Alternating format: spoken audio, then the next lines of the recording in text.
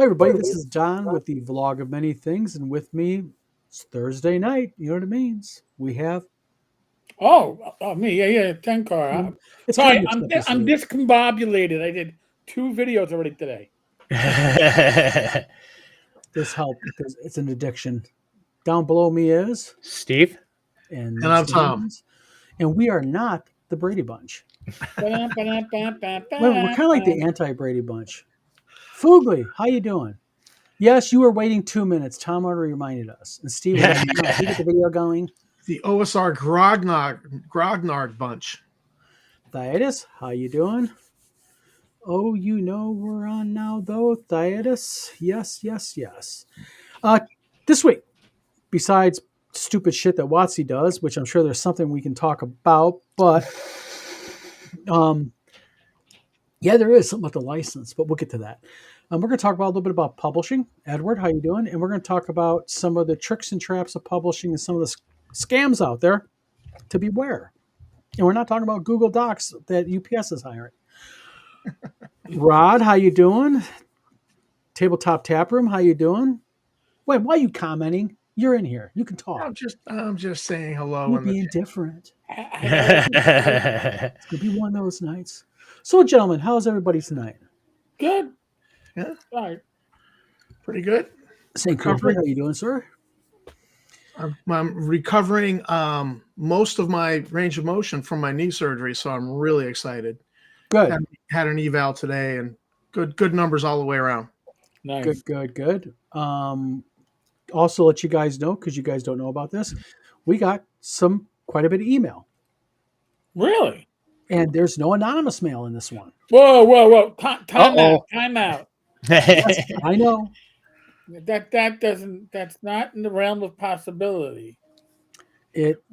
There's one email by a person called Big Al that Wait. we'll get to that. It Let's see. isn't like Fugly the has a Big Al I question. remember was Big Gay Al from what's South Park? Pretty much, yeah. Okay, I'm just checking.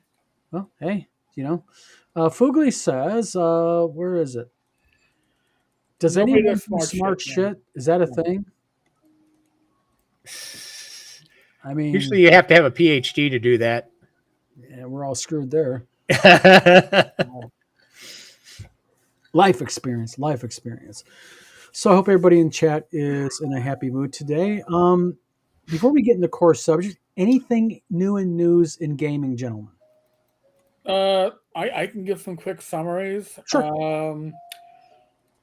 Yes, look, WotC in their DMs Guild removed any reference to the open game license as a common way to publish for D&D. Take that for what it's worth. So do you mean to tell me that what they're basically saying is that there's no longer an OGL and they're screwing all the gamers? Well, no, they're not saying that. They're saying that they're not. They're pretending the OGL is something that you wouldn't want to use. It's not a common way. Oh, who used written agreements? They're playing little games of semantics. Written agreements, Schmitten agreements. Who needs Judges? that? Goodman Games announced that they were doing Judges Guild, City State of the Invincible Overlord remix. That landed like a ton of lead initially. I was about to say. Yeah, but Joe Goodman did put out a statement explaining that the license was acquired before Judges Guild shot the bed, and that the monies raised will be going to make the original backers whole, and original backers there'll be a backing level for the new Backer Kit project that will take into account prior backers. So he's doing the right thing. Okay. Well, Mr. Cop says Gangbusters core game is available for purchase. The core game is available. GM screen is available, and along with that, the campaign setting is available. Cool. And I'm going to catch shit from this from at least 2 other people in this video, and probably some from chat for this. But we are also decided that we're going to take the core game and eventually convert it over also for 5e lovers. Sorry, they have a right to play the game too if they like 5e.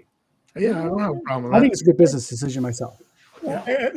Basically, what you're doing is you're, I guess, adding advantage, disadvantage, and wait. It still takes place in like the 30s, right? There won't be any Starbucks barista adventures. Nope, we're adding Starbucks, and we're going to also add Bigby coffees.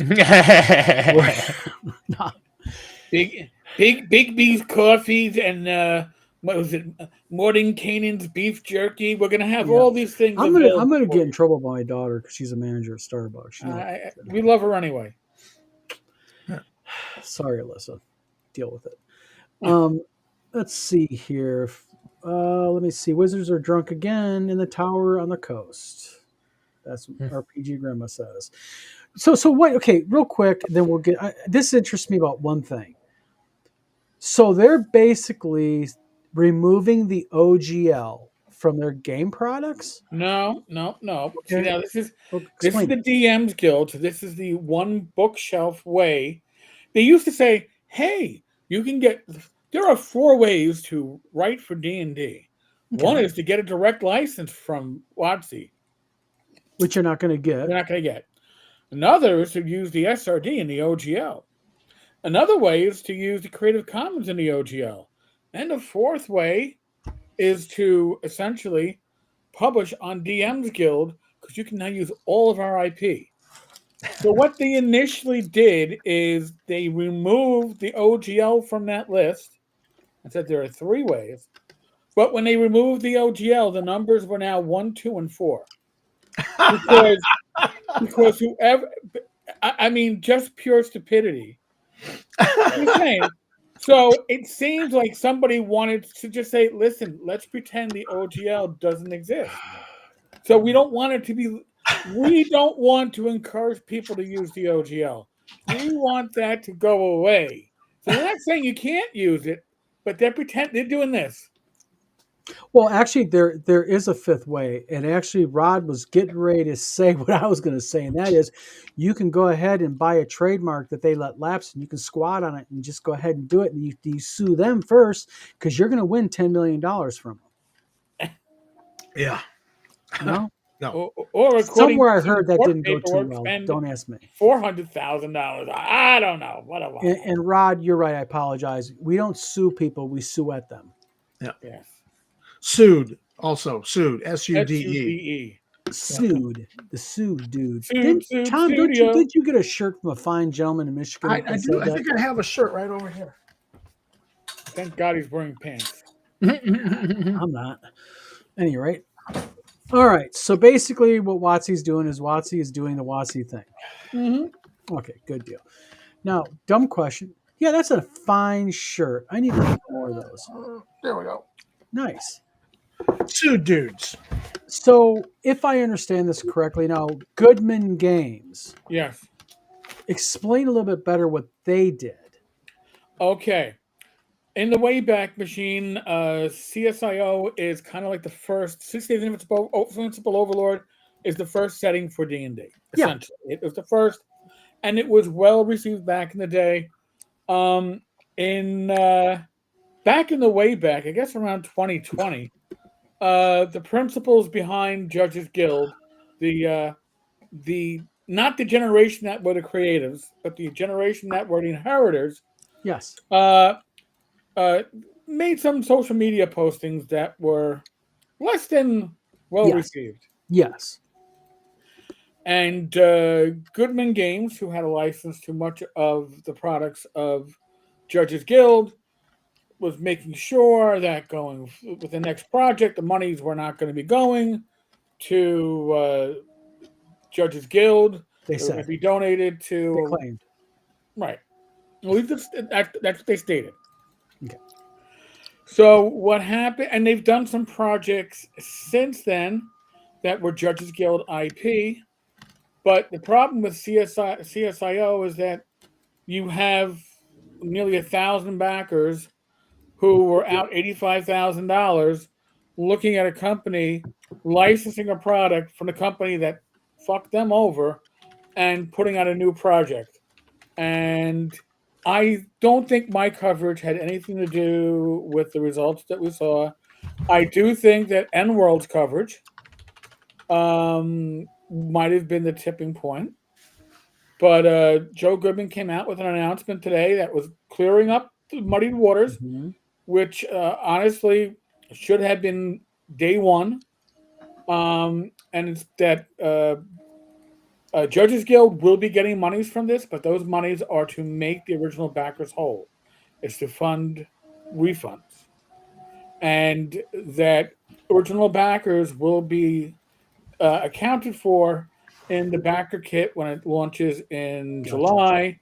There will be a discount or some sort to acknowledge the original backers. Gotcha. Listen, Rod, I'm trying. I less than well received. Listen, if you watched my live stream from last night, we shared the social media posts of the original with our comments. I apologize for missing your live stream, by the way, last night. Me and Mr. Lake were working on a thing called Author Tracker Pro. Ooh, Right, Steve? Yep. Steve, your video is locked up, my friend. there you go. Okay, Okay. now you're moving a little bit. Yeah. Yeah. It was like watching a weird episode of like Star Trek: The Next Generation where data is frozen. All right, publishing. Now, everyone here has had experience in publishing something, I take it, Yes. you know, and figure we maybe talk a little bit about publishing, talk a little bit about some of the positives, things to watch out for, and some of the scams that are out there. You know, just kind of, Mr. Lake likes this subject. Monsieur Lake. Now, publishing, game publishing and book publishing. Okay. Now, you and Tom and I last year, or a little bit before that, did Blades and Arcana. Right. The light. And yes, and right now that is under a large rewrite because it's being added to. Yes. Okay. It's Steve has even published plus. how many books now, Steve? Well, 29, 25 of which are still in publication. Yeah. And I've got about 11 or 12. So the reason I wanted to talk about it tonight was because I saw something the other day in a writer's group that involved games. And it's kind of a new thing that people who publish games need to watch out for. And this has nothing to do with me starting publishing games. I mean, this is literally a scam that's going around. And what this guy's doing is he's offering layout services to people. And then what is going on is he's giving them a very good deal. He is taking their game and stuff, and then he adapts it, and then he puts it out under his own game company. Mm. And the problem with that is, and this is the problem, Theft. is that he knows that most people don't have a spare 100, 150 grand laying around to take him to federal court to get it stopped. Right. So, to make a long story short is always vet who you're dealing with. Always vet who you're dealing with. Because I see it so many times, people going, well, send me what you got and I'll give you my honest review, my honest opinion. Because people want opinions of people. Right. And unless they're really vetted and you know who they are and they're a legitimate company, I wouldn't do jack shit for them like that. Well, I mean, don't you have a website for people to do like Yelp reviews of game Yes. publishers? Yes, but the Yeah. problem with that is that people don't use it. And, along with that is that, people, I think what people do is they get embarrassed. They become embarrassed. Rod says something interesting. He said, that wouldn't be Ken Whitman, would it? I'm surprised he hasn't announced a new project in response to vulnerable publishers due to tariffs. No, he's actually still advertising for his stuntman movie production workshop camp. Oh, my By the way, would anyone like to know how much he charges for that for one weekend? Too much. Take a guess. Come on, this is going to be like You know what? Price is Right. We're going to spin the wheel. Guess the amount. Eric, how much? 1 weekend. One weekend, and it comes with a barbecue Saturday night. Oh, well, that just brought it over the top. I'm gonna say, I gotta do Price is Right pricing though. $9,999. Tom, how I much? was going to say $2,999. Steve. I don't know, $5,000. Bing, bing, bing, bing, bing, bing, bing. $5,000. That's a bargain at twice. No, it ain't a bargain. No. No, it's not. $5,000, and you get to learn by some of the best stuntmen and directors in Hollywood that you've never heard of. Well, now this is what, like Hollywood, Georgia. It's down south, but that's the new hub for movie making, according to him. It is actually Atlanta is pretty big. Yeah, Walking Dead was filmed in Georgia.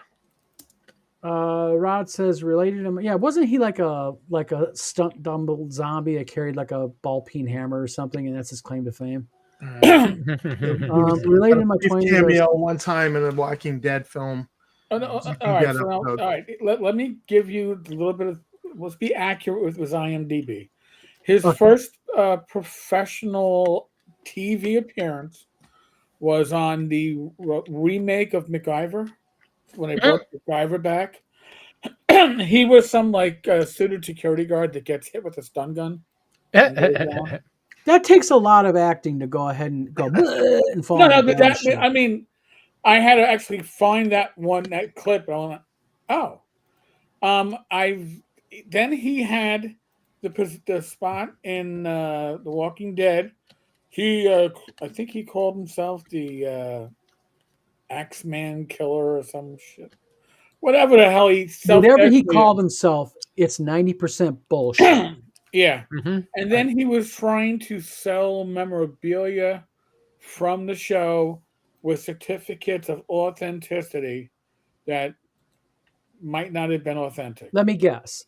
This mason jar full of dirt. Oh no, it was like somebody's like boots or something like that. Some female character. Oh. I stopped watching after like season 2.5 because I can only watch so much of the same mindless violence so many times. Why? You read the news every day. I mean, well, come on. I mean, let's face it. I mean, how The Walking Dead, I've watched very little of, but how many times can you kill zombies, get hit with a baseball bat with barbed wire on it, and run into other psychopathic survivors who want to do nothing but kill you to make more zombies, even though they're afraid of the zombies and trying to fight the zombies? That's what psychopaths do. Yeah, I'm not saying otherwise. I'm not disagreeing.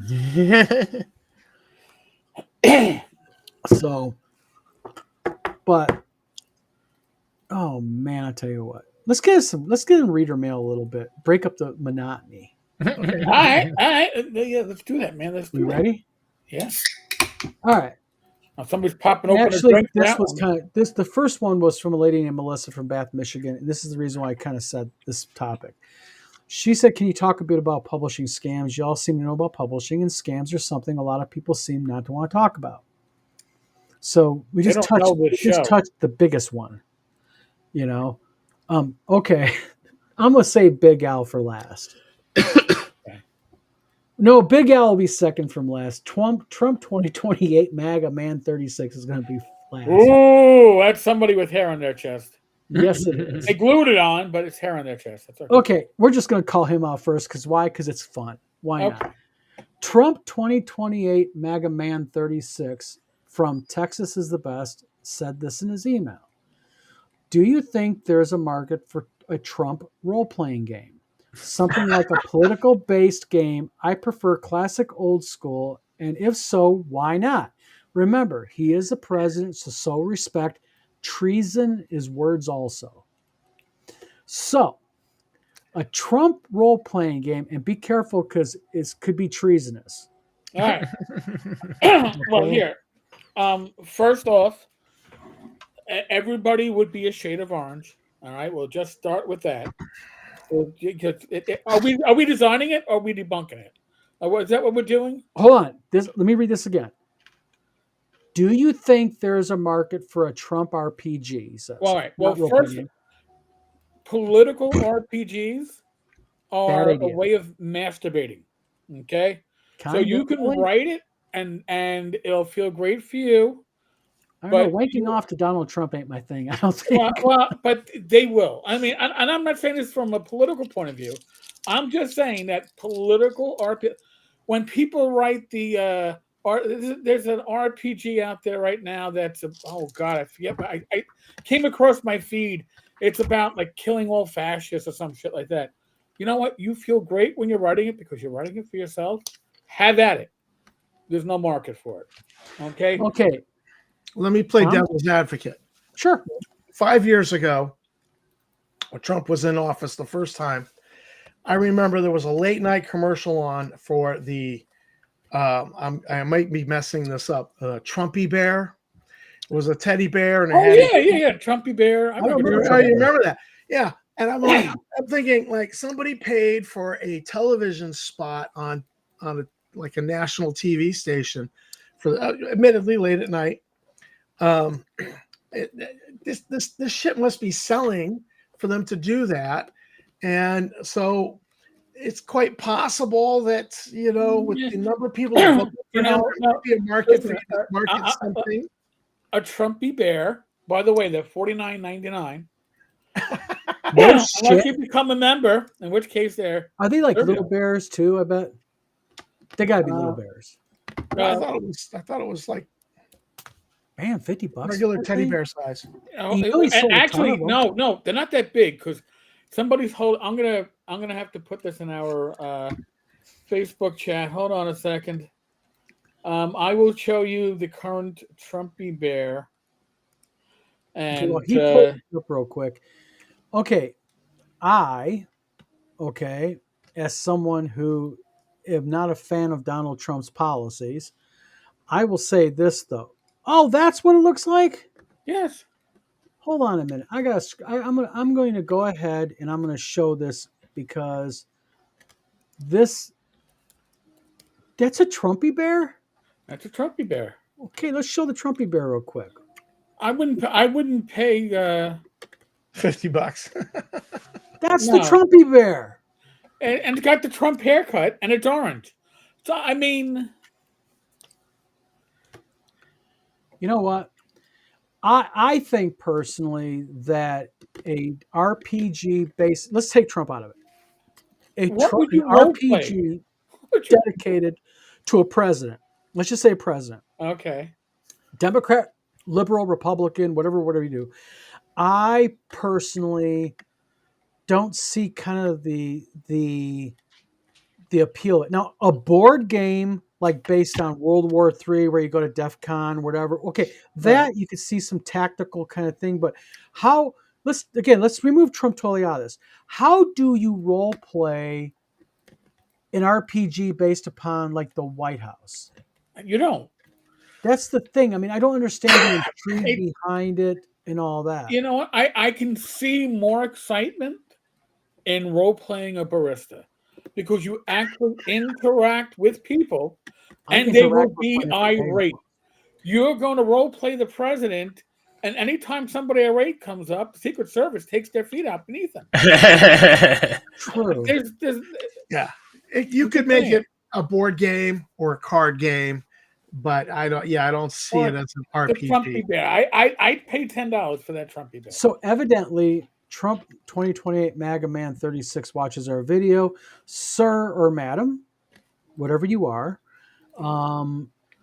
If you're here, I'd love to have your input. But an RPG, I agree with the guys. I just don't see and it's not a Trump thing. It's literally I just don't see the appeal of. How do you play that? Excuse me, can I role play AOC? How about Bernie?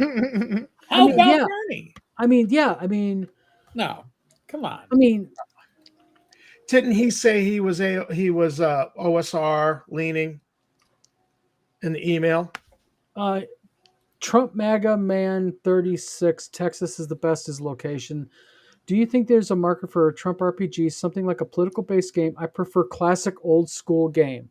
Well, See, you're talking, a political RPG. It's a lot of role play. It's a lot of yakety yak talk. It's not a dungeon crawl, no, and so I don't know what he's thinking. it's not a Monty Hall.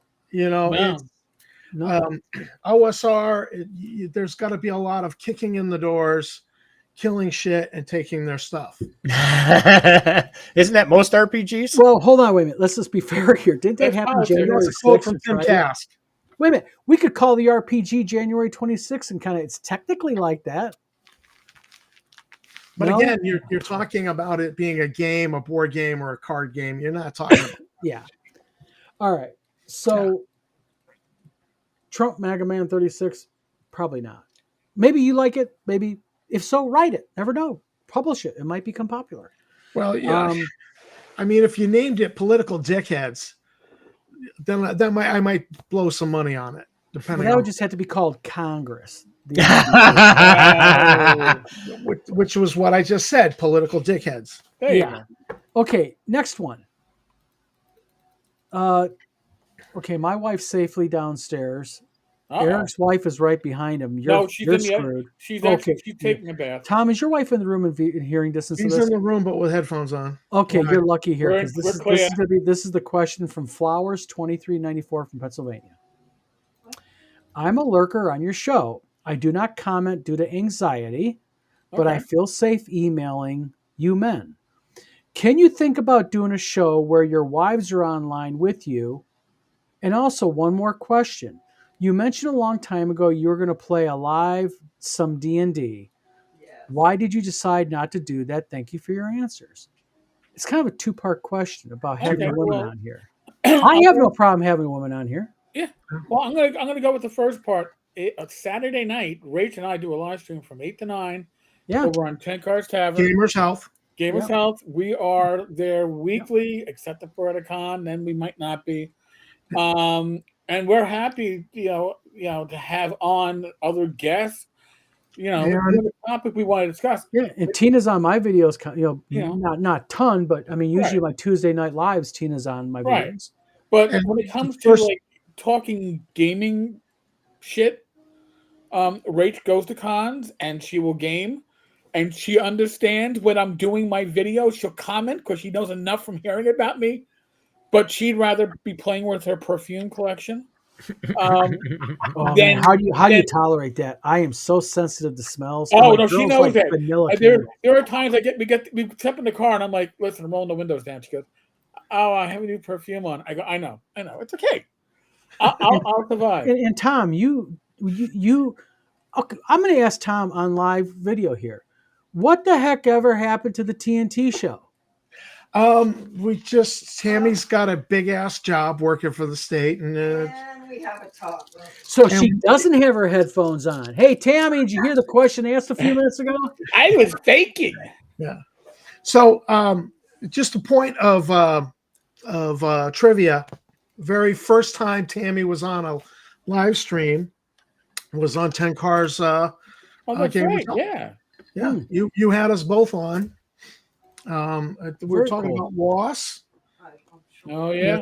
Yeah, because Tammy's lost two husbands who passed away, and I Oh, had remember to that show. produce medical records before she would go out with me to make sure I was in good health and get a gym membership. Yeah. So Fix that knee, damn it. Yeah, but there was a few jokes about Dateline too along the way and all. and Steve, are you frozen again? Me? Okay, you keep freezing up. It's actually kind of cute. He's Probably doing a his connection. best Walking Dead zombie impression. Now Steve is single, but he does have a hot neighbor who had the hots for him. Steve? And she's also about a third my age, so Oh, don't be afraid of her dad. Good Lord. Just because it says Hell's Angels on his back of his vest doesn't mean anything. the guy's a travel agent in Mexico, if that tells you anything. Nice. Sinaloa. I am Sinaloa Travel Agency. So, yes. So, Flowers 2394. We're not averse to it. I would have no problem having a woman on the show. I mean, I think it'd be fun. Right. You know? I'd love it. Um, Rach has occasionally commented from behind the green screen. oh, and Rach is world famous for her singing ability of Jigglypuff. Oh my god. Should be the theme song. Rach is correct me if I'm wrong. I believe Rach has actually said some commentary on Jigglypuff that actually probably got that video demonetized. Probably. She's And referring she- to a cactus and saying she'd grow it for the occasion. Just Yeah, I think some sailors blushed watching that video. yeah. She's Irish American, so Yep. just saying. You know. Rob, how you doing? Cleaning your workshop. Nice. But the second half of her question, she's asking about our talk about doing the D&D game live. We are going to do it. In fact, I've been kind of making hints to the gentleman here for the past week or so. We wanted to wait until Eric had some commitments via gaming, didn't you have? Yeah, I did, and And I was doing some play testing, which, by the way, yes. is I think live on Grim Jim. Well, it was Nice. live on Grim Jim's channel. You can watch it there. Yep. And But and honestly, listen, if you've ever tried to get a group together as adults, mhm. it's difficult, especially when you're trying to do a certain time frame. Yes. And we're trying to get our wives involved, Yes. which just doubled or tripled the difficulty of said organization. And then you add to it WizardCon. Yep. You add to it my wife right after WizardCon had Kindergarten Roundup. Yep. So I was playing Bachelor until like 8:30 at night. Yeah. So the thing is we are going to have it. Flowers 2394. We're going to be doing it. We will live stream it. I am going to be the DM. Mm-hmm. And How about this? We will announce it on our social media platforms 48 hours in advance. yes. That because we've learned that planning things out for like something like that, like a week in advance, lets the gods come along and Yes. like break your knee like Tom. But I'm just saying, we will announce it like 48 hours in advance. I'll Yeah. do it on Facebook and in Yeah. the tavern and on Discord, and Don will do it with the Tower Gang. Yep. We'll announce it. But in all fairness, and I don't know about the gentleman in the show here right now, what I would like to optimally see is for us to have a specific day and time that we do it. Yes. That way we can set plan for it. And once that happens, we'll probably get that organized this weekend. Like Eric says, we'll announce, give a couple day notice. We are going to have it. And I'll just tell everybody, just in case anybody's interested in watching it, is everybody here are very experienced gamers. I think all of us have been gaming at least each 35, 40 plus years. I've been gaming now officially 47 years. Holy shit, I'm old. Don't you're gonna make me do the math, and that's gonna hurt. I'm 57 years old. 79. So 77. okay. Now only reason why I even know 78. because Christmas is 77. the Dungeon Master's Guide was it had to be out. It was freshly out, and my friend Kenny only had the DMG. He didn't have the player's handbook. Yeah, I cut my teeth on the box set. Ah. And actually, and I'm ashamed to admit, I opened it up. It looked like it totally sucked balls. My friend Lance borrowed it. Literally a couple days later, came back and it was like the best thing since shooting fresh heroin. And I've never shot fresh heroin, but Heroin. if it's anything like that, I can see why people get addicted. You just gave ammo for the troll out there. That hey, Oh my God! Let me get a clip of that one. Let me. Fugly says 40 hours is just enough time for people not to be able to make it. Absolutely, Fugly. Flint Fire Ford says hello, and Edward Kopp says Halloween 1980. Hell yeah! So we're basically a bunch of old fuckers in here, been playing D&D for quite a long time. And yes, I just demonetized this video. Oh, dude, I don't. Tammy's experience with D&D goes back to right out of college, running D&D at the group home for the boys in the group home. Oh, so she's not a Tom convert. She is an experienced gamer. Oh yeah, Played at college. she played AD&D. She's Ooh. yeah. She's got her T-shirt and So, she's been there, so done she's that, got got her the T-shirt nerd too. cred. Yeah. Oh yeah, she's got All nerd right. cred. She's got the nerd badge. And they were using Dungeons and Dragons to teach consequences to these kids in the group home. The Boy Scout Oh, group did she like teach self-flagellation with like the whip and all that? They had No. another volunteer who ran the game. I tried that shit with my daughters and their friends, and their parents got mad at me. Can you believe that shit? Aw. Come on. Yeah. Rod says, "Good Lord, I'm the young kid at 1981." Yeah, you're the young one at 1981, I think. 1980 here. I got the Moldvay Basic. Ooh, boom, right below 'em. So yes, we're gonna do that. The game, I'm gonna tell everybody right now. It is gonna start in a city, and we'll see where it goes. Okay. So I am going to be playing a cleric that was kicked out of his monastery because he confessed that he fell in love with an elf. That was a no-no. Yes, let me guess. Eric is playing the elf. No. No. No, I thought, Tanner's darn it, I playing thought the I elf. knew. Listen, I would never have the closest guessed. listen, I don't play elves. I'll play dwarves. I'll play halflings. The closest I came to playing an elf was the 2 years in Joe the Lawyer's campaign. I was a gnome. RPG Grandma just threw the gauntlet down across my chin. Uh-oh. Tammy will crush your feeble D20s. Well, we will be She live wasn't online listening. and we will find out. I will say one thing about me as a DM. I'm very fair. All dice rolls are in the open that I do because I think that's fair. You deserve to see. So, Right. and I'll warn you guys right now. I'm a cunning bastard when it comes to D&D. I'm good at what I do. I'm And okay. I'm saying that on live in front of a lot of people right now. So I I'm got okay something with to hold that. up. If bad shit happens, that's just part of the game. Well, I will tell you guys right now, when it comes to me, bad shit can happen, but it's going to be your fault if it does. Because I like to always give an out. Are you going to give the obligatory, are you sure? Oh, I always screw mentally with you. Sometimes I'm serious, sometimes I'm not. You'll never know.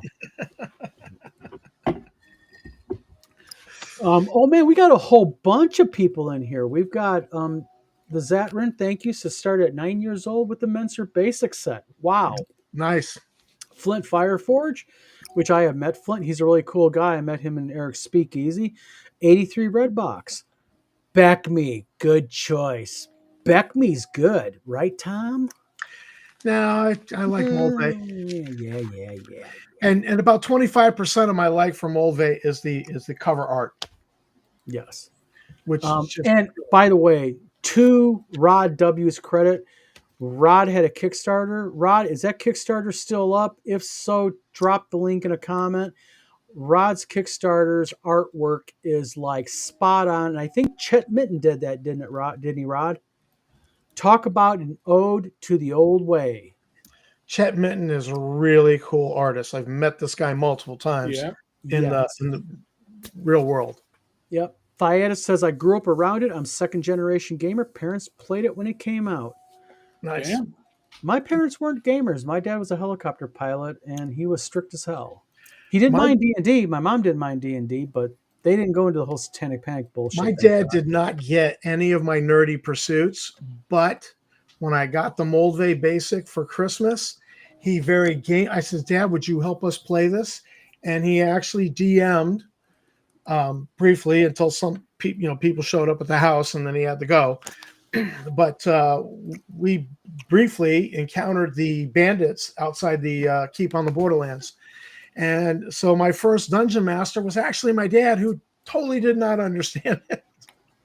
But he was very game and ran that on it was day after Christmas. And, it's a great memory. He wasn't a great dungeon master, but we had fun. So RPG Grandma gives some advice here to you guys. Remember, kids, talk to it, run from it, or fight it. But the players are responsible for balance. Very, very true. And I'll just say this, that if bad shit happens, it's usually your own fault. Yeah, the golden rule Yes. is don't do all stupid right, stuff. so I got to write that down. Rod says the Horde Kickstarter just ended. You funded Rod, also, by the way, congratulations. Seriously, guys, go to Kickstarter, look at the Horde. His cover art is like it just had it. It's kind of like a real heavy take on the original box set, but it's kind of got Chet Mitten's funny twist to it. Really, really cool artwork. Really, really cool. And Rod's agreed to give me 10 free copies for saying this on the video tonight. Right, Rod? No? I guess not. El Ganta, are you still considering or have you already filled positions? No, I have not filled positions. Actually, tomorrow is a video going up. I actually have the email right here. I'll be reaching out to you. Yeah, see? I think. Rod says, and Tom's right, Mulvey is the best. Otis cover is what drew me in. Sorry, Rod had to leave just now. Oh, was he banned? No? Mulvey's good. I admit it. You can't. That's good shit. Terry R says he started AD&D 1980. Mr. Gunn says 1977 basic version purchased Ithaca, New York. Same thing with me, except my mom got it for my birthday, but really, technically, I didn't start playing till 78 when my friend came back during Christmas break and said, this shit's cool. Elke Antioch says, I have a commissioned painting of my father and myself as knights fighting near the caves of... That's really cool. You should maybe post it online and show it to people. I'd love to see that image. Yeah, that'd be great. Yeah. Rod says, no, the Horde isn't the cover you're thinking. That's that's right. It is. That's B&B 2. You're right. Tui, you're right. Sorry about that. Still a very cool cover. It's like it's an ode to. Elke Antioch says, just like Keep on the Borderlands module. Rod says the Horde cover is pretty. Just not trying to get on tangents here, but Rod, is that the wood engraved one? If so, 100% right. Very cool. Very cool. Ruthless Orc Army. Is there any other kind of Orc Army? Oh, wait a minute. There are. They sell tacos on the Orc taco truck. And hey, it's true, though. Yeah, everybody needs I'm orc. not being racist. I mean, it's flipping true. Yeah, everybody needs orc tacos. Orc tacos. Can I get some chilaquiles? Flint, I appreciate it, but this is the problem that I run into. There has been changes now to federal U.S. employment law. Just as kind of a note to everybody, for those that know, the Trump administration has implemented that you cannot hire anybody not legally allowed to work in the United States. They have to be U.S. based if they're a contractor or an employee. And they have to go through an entire process. So you're from the UK. I don't care where someone's from as long as they're good at what they do, but it just wouldn't qualify. You'd have to go through a whole bunch of hoops and everything. And it's not an anti-Trump statement. It's just what the law is now. So sadly. I thought you couldn't hire anybody who didn't have a green card or the legal right to work here. Anyways, before that. Well, okay, Steve knows members of my publishing company. We had a lot of full-time staff in the business, but we also had a lot of contractors. And used to be back then, the way the federal law worked was all you had to do is have them fill out an I-9. That was it. They filled out an I-9 in their contract agreement. You could hire them. Now they require you have to have an I-9. Then you have to have a thing called an I-9W. It's a specialized form, and they have to prove they're a U.S. citizen to you. Or they have to prove that they're legally allowed to work in the United States. If they're outside the U.S. and you want to hire them as a contractor, you have to go ahead and they have to get a permit. And the license and the application fee for the permit is $700. What? Oh. So I doubt someone's going to pay $700 unless they're going to go to work contract for like IBM or some major company. That's an outrageous fee. It is. And it is what it is. I'll just put it that way. Al Pasteur clan. Yeah. I'm in the USA. Oh, you are, Flint? Flint, drop me your info. Drop it to info@wizardtowergames.com. Again, info at wizardtowergames.com. And I will go ahead and I'll look at it. I'm looking for multiple layout, multiple editors. So, let me just make sure I understand this. So, one of the artists I worked with on the Star Frontiersman and the Frontier Explorer magazines, he's British, but I think he's living in Sweden or Norway now. But he's British, Yes. and great artist, and he's just donated artwork left and right. But I had been thinking in recent years of commissioning him.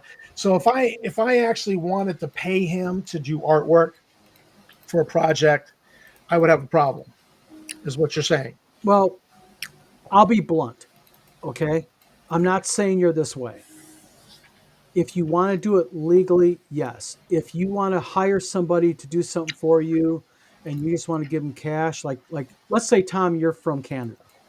And I say, Tom, I want you to do a layout for me. You say, okay, Don, send me $200 by PayPal. Sure. I can send you $200 by PayPal, and you can say for a set of game books, whatever you want. The problem is, I'm an LLC. Right. I do it very, very by the book because I can use contract labor as a write-off now on my federal.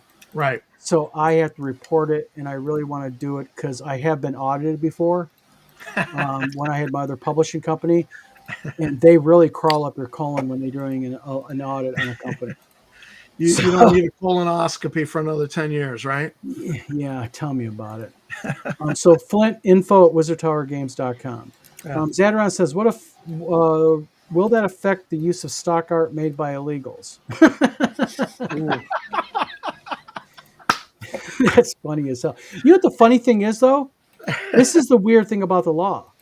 If Eric lived in Canada or Norway or wherever, Eric can put his work for sale on a website and you can buy that artwork, right? But if I hire Eric legally to do work for me as a contractor and I do it by the book, quote unquote, as a publisher, Eric would have to go through the process.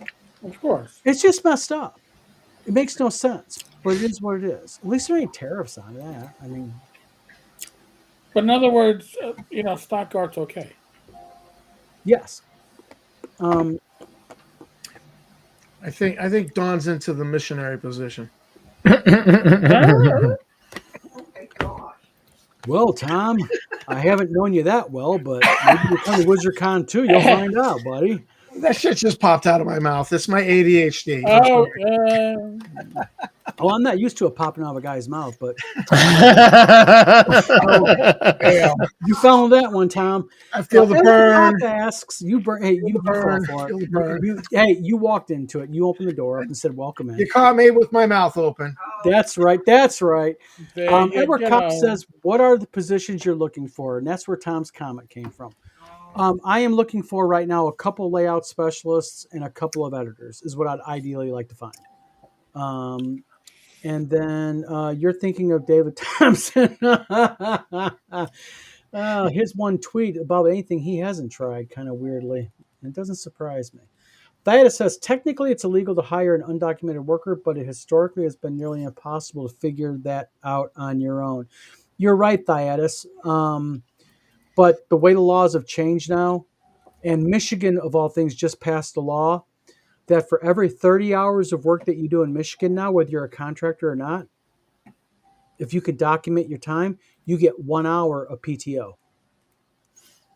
So in a standard 40-hour week, you gain 1 hour really of PTO. And that's 2.5 hours of PTO per month.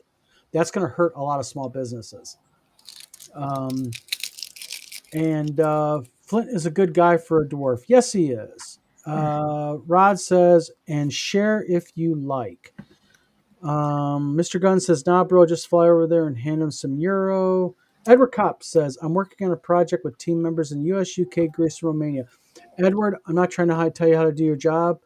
I don't know about New York law, but I know it's a federal law. You might want to just double check, especially if you utilize any of that payroll on your. Yeah, you don't want to get burned.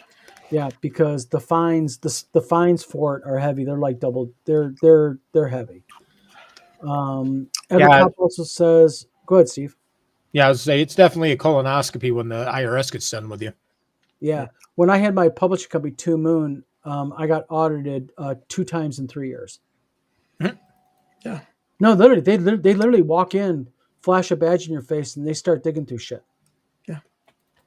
Well, I hear that the North Carolina Department of Revenue is Mhm. a pleasurable colonoscopy because a certain individual has gone through audits from them multiple Yes. times for not And- paying. And I heard that when it comes to the North Carolina Department of Revenue, you can sell things like your property to pay them.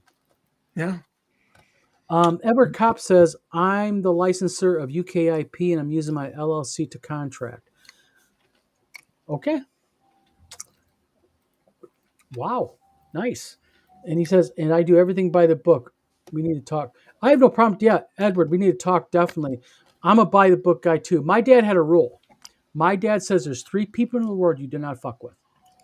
You don't mess with your priest, you don't mess with the IRS, and you don't mess with the person who cooks your food.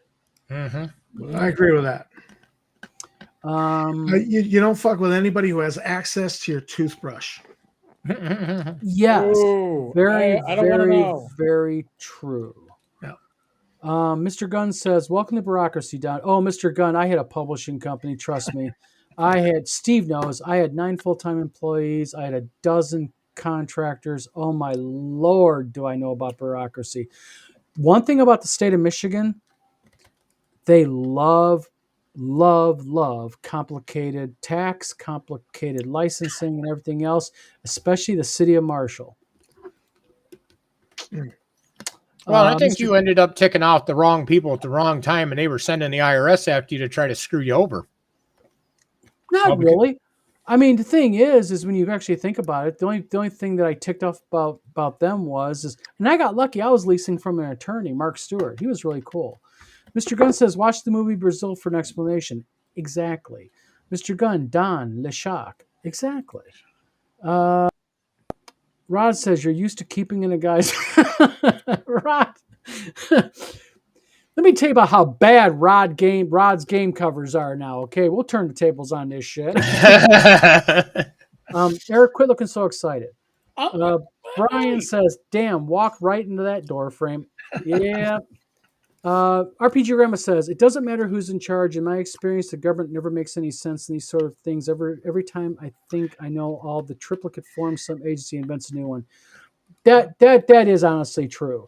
And I guess maybe kind of that can segue into something about publishing. We all know that there's very simple ways to publish, like DriveThru RPG. Very great service. You can go and you can do your, publish your stuff. But one of the things that are happening right now under Trump is that he's really clamping down on people who make money on the side using things like PayPal. And it used to be PayPal would not report your yearly earnings unless they exceeded $3,000. The new federal guidelines say anything over $25, PayPal, Stripe, and other places like that have to report to the IRS. Oof. And you can get away with it for a while, but like my brother learned the hard way because he's an asshole. Trust me, he is. My brother Mike learned that when you fuck over the IRS and don't pay $50,000 worth of tax on 50 grand worth of self-employment, the IRS comes after you. Yeah. And it turns into like 50 grand worth of fines, cost, interest, and shit. Yeah. So the Zatron says, what layout software do you use in your production pipeline, since that might matter for people that know X well, but then use Y? I utilize InDesign and or Corel Draw. I can do either one. So I'm good on that. I know a little bit about InDesign. Yep. InDesign, I'll give it one thing. InDesign is a piece of software that was done right by Adobe. I mean, spot on, but I just like Corel. And for people who knock Corel, don't knock it until you try the new modern version. It's excellent. It's not the old shit from 2010 that you think it is. TXG, not a problem. You're late. No big deal. You'll get the bill via PayPal. Just send me your email. Mr. Kopp says, will do. Haven't started the money part yet. Just getting into the contracts. Edward, get a hold of a lawyer. Trust me. The laws have changed so dramatically. It'll save you. A lawyer, if done right, if they're good, A lawyer will never cost you money. A lawyer will always make you money, guaranteed. And the guy who cooks food. Yes, you are. Let me see here. I'm just trying to go down through chats, guys. Amen RPG Grandma. Zeteron says that's going to kill my side hustle as a commercial artist. Yeah, the powers that be That's to don't go. care. Good night, all. RPG Grandma, thank you very much. Have a safe night, okay? Yeah. And TXG says, if you're talking about the IRS, I once told them I'm not paying you a fucking dime. I was immediately sent a letter saying you'll remit payment immediately. I apologized. yeah, exactly. Oopsie. And Fugly. Okay, real quick. One of the things that people do not like about Adobe, but I think they were smart to do, was Adobe now has a subscription service. You can pay monthly based on what you want to utilize. That's better than paying like $1,000 for InDesign like it used to be. You can now pay like $19 a month and you get like InDesign, and I think it's forget the other one that you do. It's their photo manipulation, not Photoshop. No, not Photoshop. It's the other one. There's another one that they give you. But Corel is a pay for the software. You own it forever. It's yours. Yada yada yada.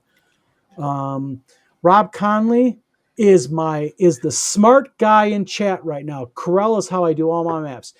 This man turned me on to the 8550 sitting right over here, which is a printer. He's a smart guy. Corel is excellent software. People knock it, but I just want to interject on the InDesign. The Adobe software, Tammy's a teacher, and so we pay it under the teacher usage. Yep. And I just use her login to use it.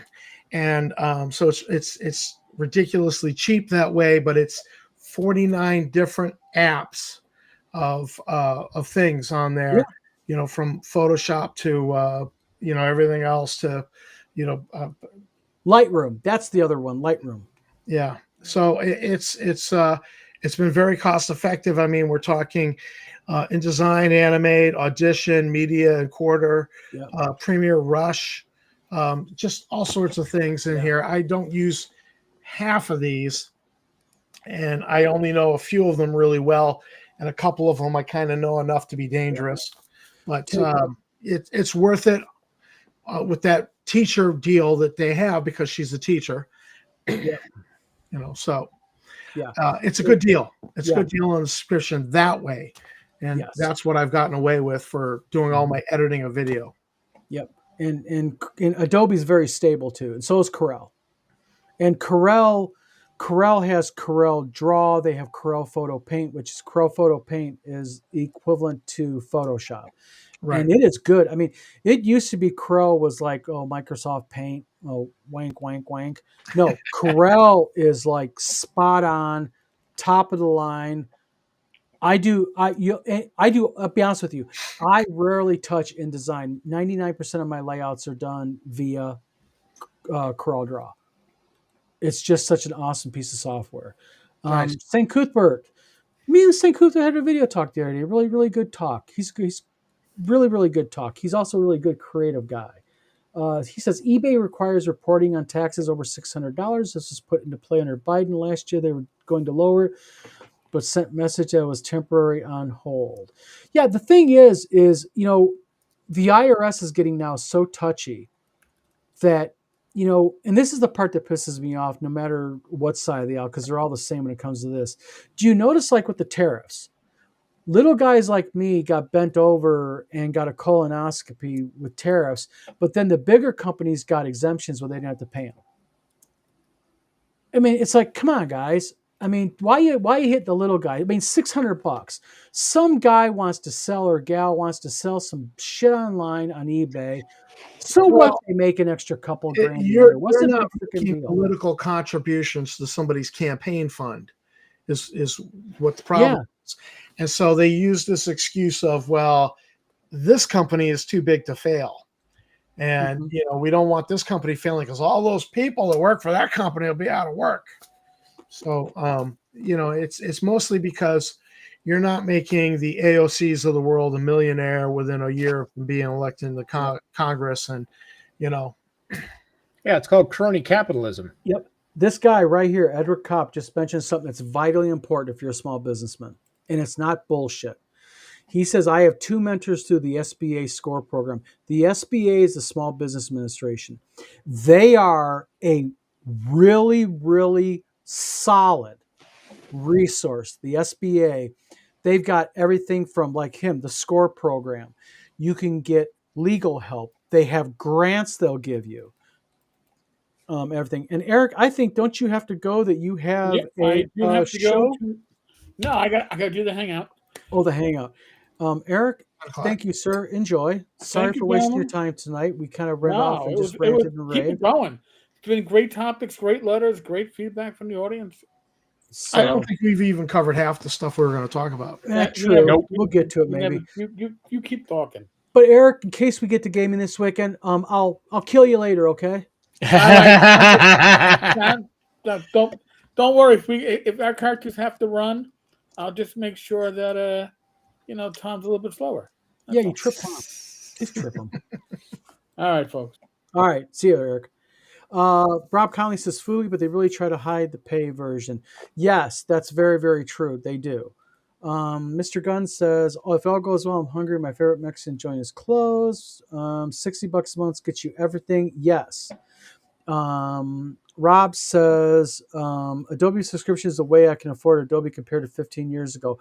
And real quick, Rob has a really good point here because the way it goes now is it used to be that you had to buy Adobe. And as an example, they used to have a really basic suite when I had my publishing company that we purchased. It was what they call Adobe Basic. And what it had was it had Photoshop, InDesign, and a program called Fireworks.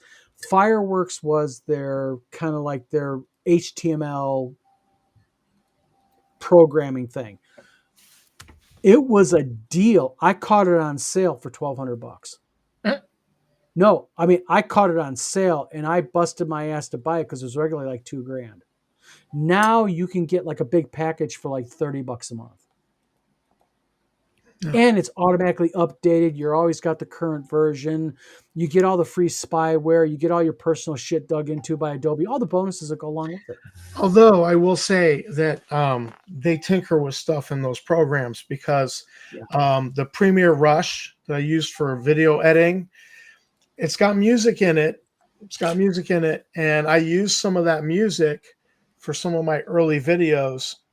And then later on, I went to, edit and put a thing together. The song, the tune was gone. See, this is why I like Corel, because I use what I dig into is I dig into a program, Corel. It's called Corel Video Studio. That's what I do all my videos for. And what I like about it is you download it on your computer, it's yours. And then they want to keep you so badly, you'll get these little things like, oh, for Corel Video Studio, for an extra $14.99, you can buy a package that has like 200 opening styles, 3,000 sounds and all this other stuff. So I like Corel just because I'm kind of old fashioned. I kind of like to have my CDs, but you don't get CDs. You got to download it. Well, yeah, it's but the Adobe Premiere Rush. I mean, there's a Adobe Premiere, which has got more control. It's got more of a learning curve. Premiere Rush is just like idiot proof almost. Yeah. And I'm just so good with Premiere Rush at this point. You're used to it. Yeah, I'm used to it. I can do what I got to do, and I don't, and I'm happy. And but it's things disappear out of the program that I used to use, and then I'm like, what the hell is that? And so I've actually had to do sneaky shit of importing the video sound from a previous video in, and separate the soundtrack from the video, and it's all kinds of crap to still use that song because I like. But the nice thing about but this is kind of what I like about overall with Adobe is the reason why I have both is because I know that I work with people, and a lot of people are very Adobe sworn. I mean, they like Adobe. Like Steve. Steve is a massive Linux guy. I prefer Windows. Eric likes Mac. And like earlier today, even like with phones, me and Steve was talking earlier. Steve still uses a bloody flip phone because he No hates spec. smartphones. Yeah, and I keep telling him, get a freaking smartphone. It's the best thing in the world. Trust me. Yeah. Eventually, he's going to be forced to. But Yeah, that's the way it goes. I still had a flip phone, and when I went into catering, and all the other drivers are like, "Don't you have GPS?" I'm like, "I don't need no stinking GPS. I got a brain and a map, and I can go anywhere in Massachusetts." And then one day I went to open my flip phone, and it broke in half in my hand. You know how my phone broke? I was in my place and I was talking to Tina on the phone, and I had a Razor flip phone, best damn phone in the world I've ever had. Mm. And I go to take my t-shirt off. I lift my arm up to pull my shirt out, and I had a ceiling fan, and I went Ding, ding, smack, ding. and I was like, "Oh man!" And I then I had went, it was an 11-year-old Verizon flip phone, and it just "Yep, literally broke in my hand.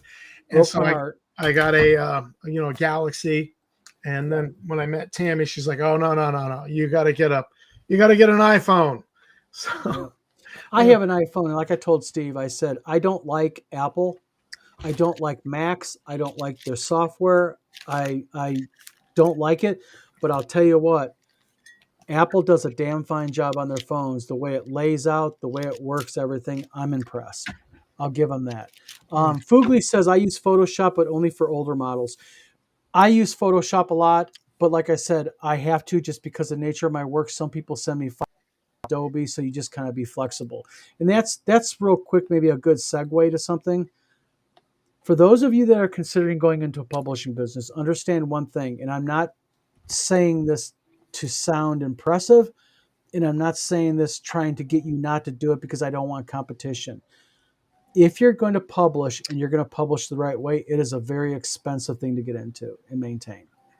Because the software alone and having to have a computer that can handle the type of software you're utilizing and such, it's an expensive business to get into. Rod, Isgram Creations will tell you just to go ahead and hire an editor and a layout person, artist can run thousands of dollars. I mean, you can blow thousands of dollars on art alone. And oh yeah, $900 for a good cover image. is nothing. Yeah. Nothing. Tom, you're spot on that, my friend. The Zatran says No, I Joe talked to Block. artists. Yep. Joe Block said, or excuse me, Zadaran says Joe Block uses Word for his print on demand stuff through Drive-Thru RPG, no InDesign, no Affinity Design or anything. Okay. I'm going to say something to this. I know Joe Block. I have met Joe Block. I have infinite respect for Joe Block, and Joe Block knows his shit. He knows what he's doing, and I have yet to meet anybody more knowledgeable about the world of Greyhawk than that man right there. Oh yeah. But I will say one thing. Word is not designed to be used as a layout program, and Word can do weird things depending. Now, Joe's probably so experienced with it, Joe knows all the nuances of it, but to use Word to lay out anything like that, you really have to understand the nuances of it, because Word has these weird little things where, like, depending how you convert it, like the word I using certain fonts will look like a forward bracket. And it's just really strange the way it's done. So I did not know that about Joe Zatran, and I'm impressed because I actually have some of Joe's books, and they're very well done. They look right. They look proper, like they're laid out. But that's an instance where the master knows his tools very, very well, and he utilizes them very well. But you better know your tools very well to do that. Rob Conley says, I tried learning Illustrator because they're custom brushes, but the main way of handling fills is weird. It is weird. It's really weird the way they use fills. That's why I like Corel. Corel kind of uses the KISS principle. Everything makes sense to me, but then again, I'm used to it. Whereas someone who's not, well, like I used the Corel video. If Tom got into Corel video, Tom would probably be scratching his head just like me. If I got into Tom's program, because I'm not used to it, I'd be like, what? It's all what you're used to. Stick with what you're used to. Tom or Steve? For video editing, I use KDen Live, which comes with KDE. But And for the but KDE is a Linux program. KDE is a window manager for Linux. Yeah, So like for with Linux. Windows, everything's all together. With Linux, it's in layers and pieces and stuff. And KDE is the window manager on top of Linux. So Gotcha. Thias says, I wish Adobe still offered the one-time purchase option. I don't like subs. I don't like subs either, but I think, and Tom, Steve, I mentioned your guys' opinion on this one. I think the pros, there's pros and cons. The cons, of course, is you don't have the CD. The pro to me outweighs it because what's nice about having subscription is when you look at how much like Adobe Photoshop is, I can pay $20 a month and get Adobe Photoshop. So it cost me, essentially $250 a year. But if I wanted to buy Photoshop, it would be $800. Yeah. But what do I get for my $20 a month? I get automatic updates. I always have the latest edition. I always have the latest stuff. If I run into a problem, I don't have to deal like if I like lay a magnet on my CD-ROMs or I break something, or I lose a CD. You don't have to worry about that. It's all fixed. So, what do you guys prefer, Tom, Steve? for which one? Do you prefer subscription based or purchase based for software? Purchase based. I prefer purchase based, but we have a lot of subscriptions. Let me ask you a question, guys. Seriously, why? Why purchase over subscription? Because then you own it. Yeah, then you own it. Yeah. Yeah, you own it. It's like buying a DVD. I always bought DVDs because I could watch that movie anytime I want down the road. But Tammy doesn't function that way.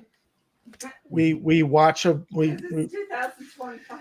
I know, but it's the whole streaming thing and. Well, Fugly says subscriptions are never cost effective. It depends, Fugly. I think the value of subscription to me, it depends on how often you use it.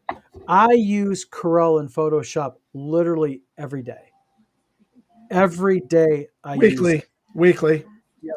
Now, if I was using Corel, let's say I was using, let's just pick on Photoshop. If I was using Adobe once a month, would it be really worth $20 a month to me? Probably not. But subscriptions are cost effective only if you utilize it a lot. I think also depends on your income. I mean, if you're making $60,000 a year, maybe not. But if you're making more than that, then it's the scale of the economics changes. But also, I think it also depends. And again, there's a million and one, and you're right about that. But also, I think what do you use the program for?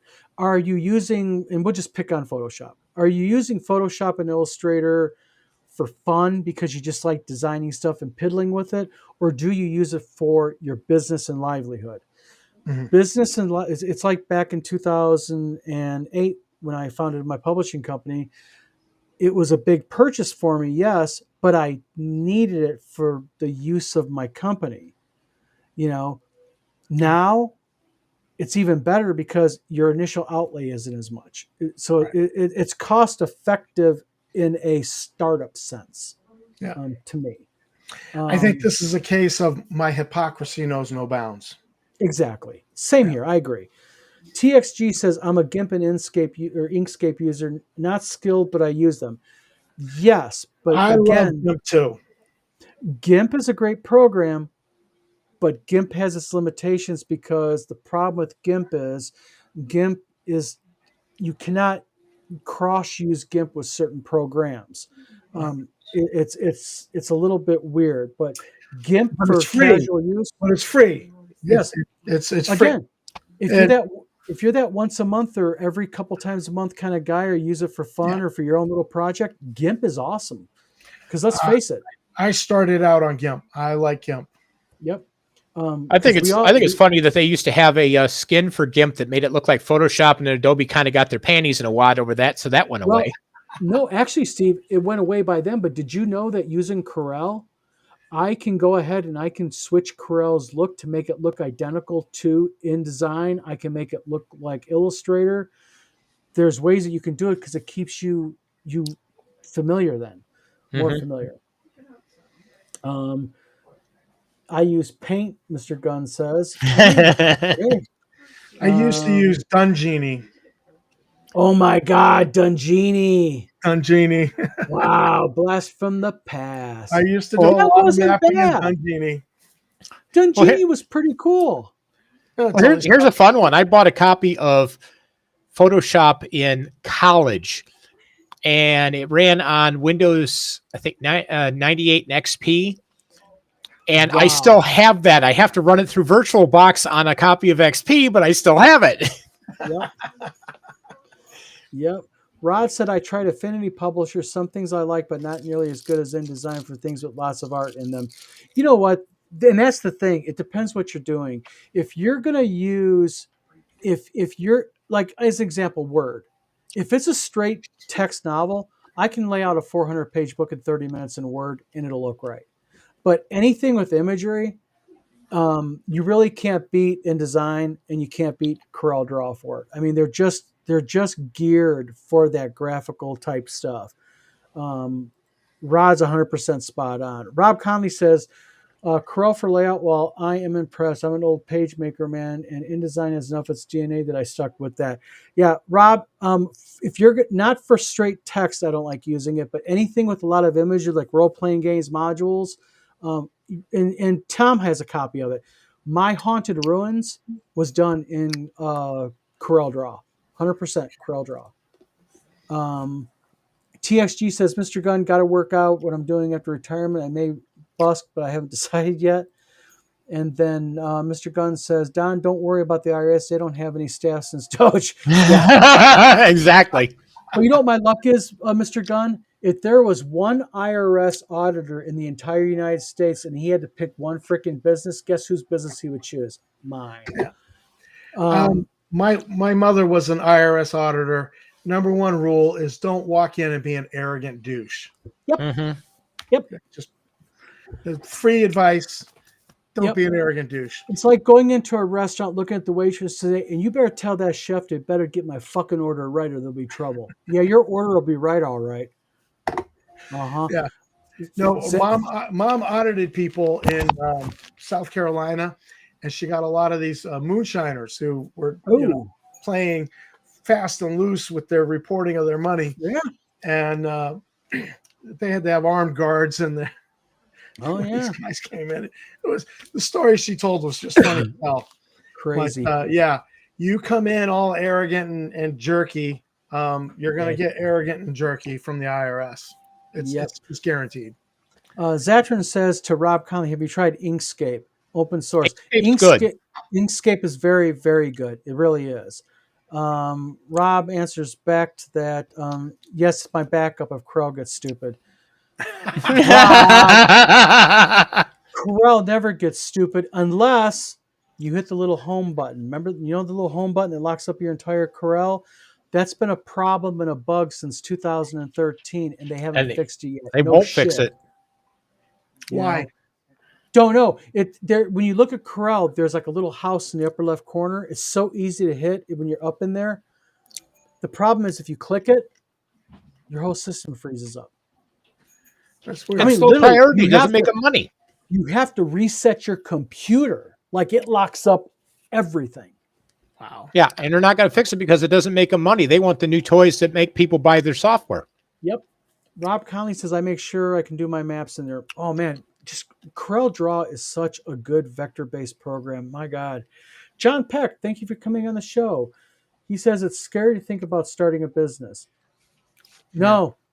You know, you're like my grandpa used to say, and I'm not joking. My grandpa had an old saying he told me once, and I never forget this. He said, never, ever be afraid to fail. Any idiot can fail, but boy, you better be scared shitless of success. And he is 100% right on that. That's what's scary. That was Gary Gygax's problem. He wasn't scared shitless of success. That's right. Fugly asks, but can you use it when the internet isn't connected? Yes, Corel Draw and Photoshop both, even though they're subscription, I don't have to be connected to the internet to use them. You have to be connected to the internet for updates when it comes time for the update. But like with Corel Draw, I can disconnect from the internet and I can be dry and I can use Corel Draw all day long. It doesn't affect me at all. Mr. Gunn says Corel Suite 2025 is $22.42 a month or $5.49 for the 2025 version.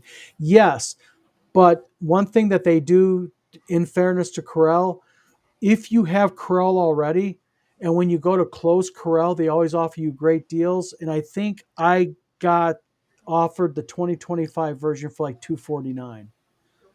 But the golden rule of Corel is, and I don't know if Rob would agree with me on that, is never take the immediate upgrade.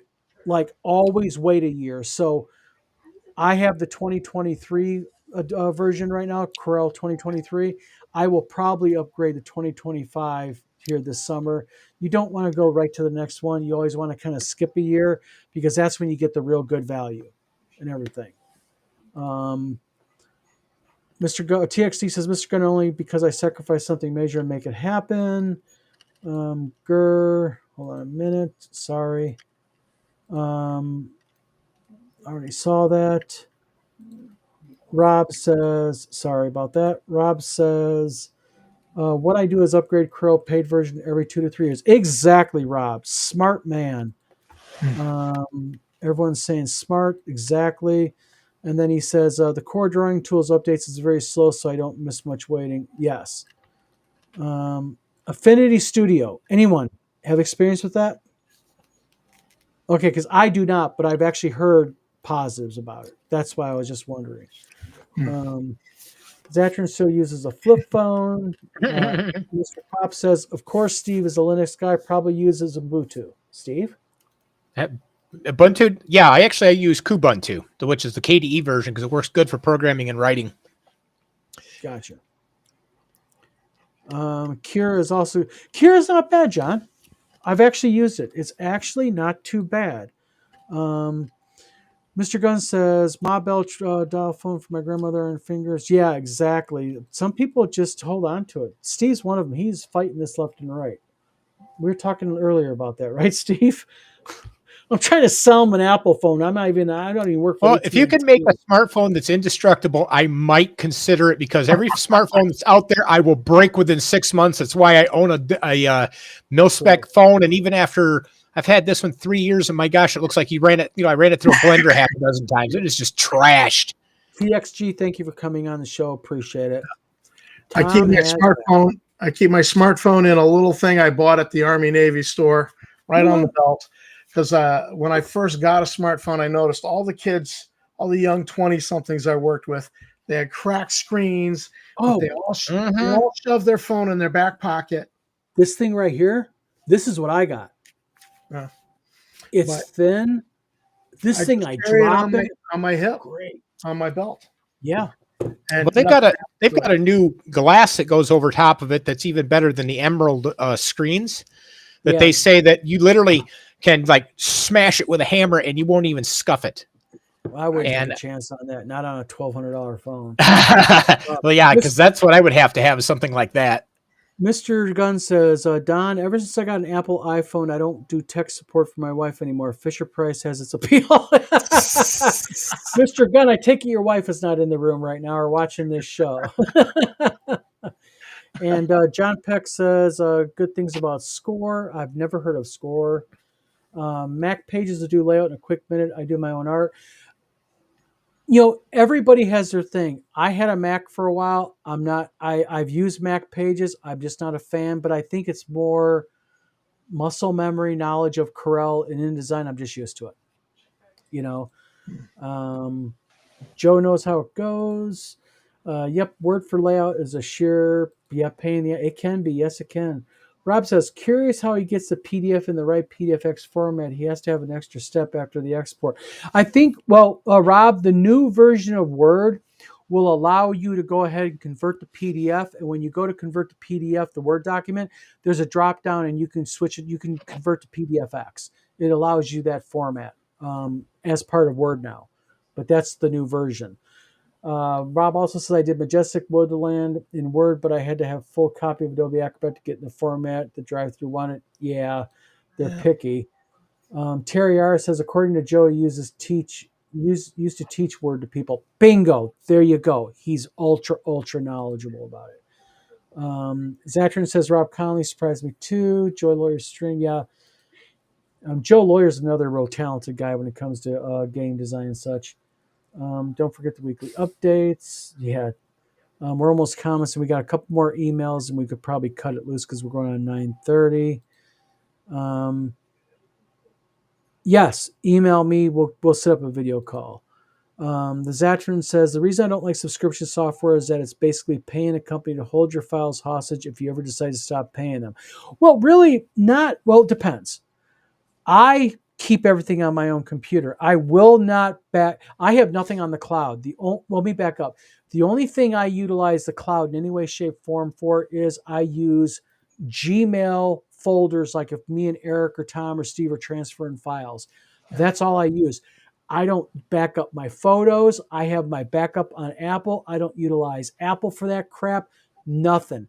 I want my shit on my backup drives. That's why I have these guys right here, all my backup drives, because there ain't no way in hell I'm trusting some ethereal entity off somewhere for my Yeah, and stuff. if they get a feather up their butt, then goes your files. Mr. Gunn, have a good night, my friend. Night. Mark Hunt, sir. Mr. Gangbusters is here. Boom. Break out the Chicago typewriter. The man is in the house. Rob Conley says, I own Corel because my maps are my babies, but with it comes Adobe subscription. It's fine. I just deactivate if time gets hard. You can resume when time gets better in project. Absolutely. And then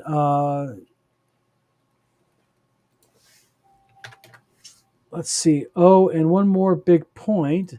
Mark Hunt says, I like Affinity. Heck, I did a book layout in Word. Tom, don't you have to get going or something? Hello? Tom is muted.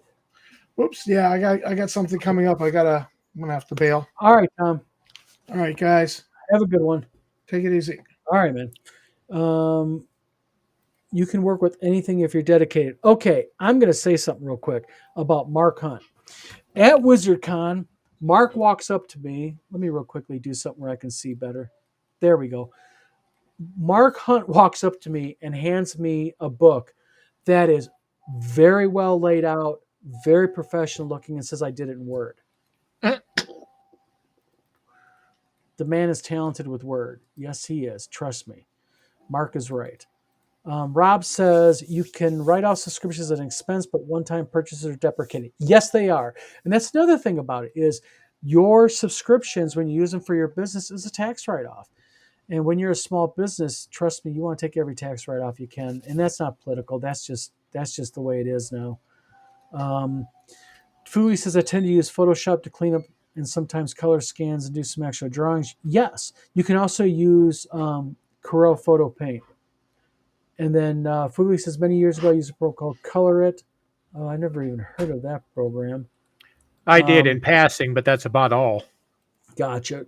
Corel Draw is awesome. Yes, it is. And I start with wax and a straight eraser. Exactly. Let's see. Freeze feature. Yes, we are. We're very creative twins. I think it's just because what we do is we kind of do the same thing. We both do maps. We both do game layout. We both do game graphics. And I'm sorry, we're just a pair of smart, good-looking guys, right? No one's agreeing? Thanks.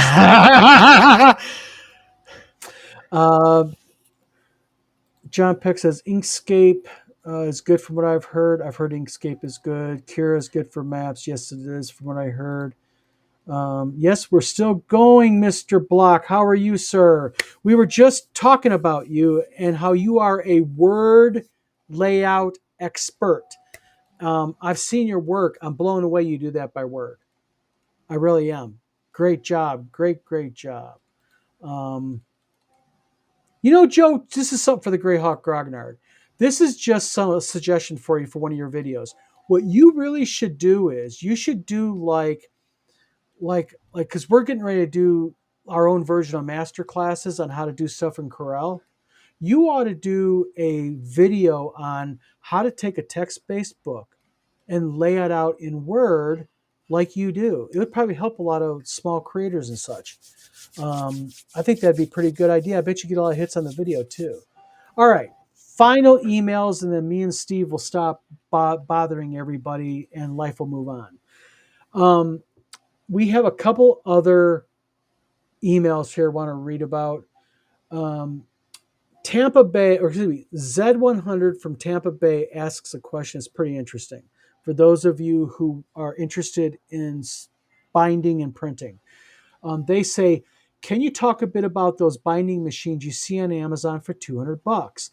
They say they can bind a book with glue and edge soft cover. Are they a good investment? If so, why? And if not, why? All right. What Z100 is talking about is there are some binding machines on Amazon that do perfect binding. What they do is they take a specialized cover.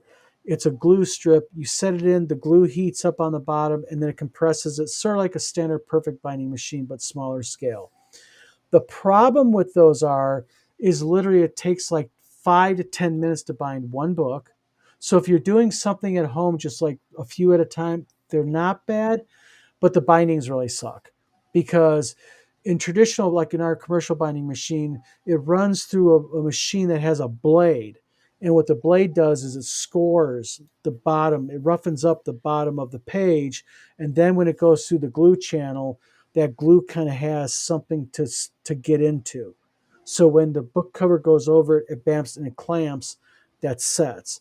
So for a couple $100, is it worth it? Yes and no. Yes, if you're going to go ahead and you're going to be doing just like, something for friends, family, maybe you got your own little book you want to do. But also keep in mind too, after that book is bound, you have to be able to have a cutter too to trim it. So unless you have also a cutter, a commercial cutter that can cut, a lot of pages cleanly, they're not a very good deal. So it's kind of like 6 of one, half dozen of the other. Mark Hunt, says the most important publishing fail is at marketing. A lot of great products fail in the marketing layout, not layout.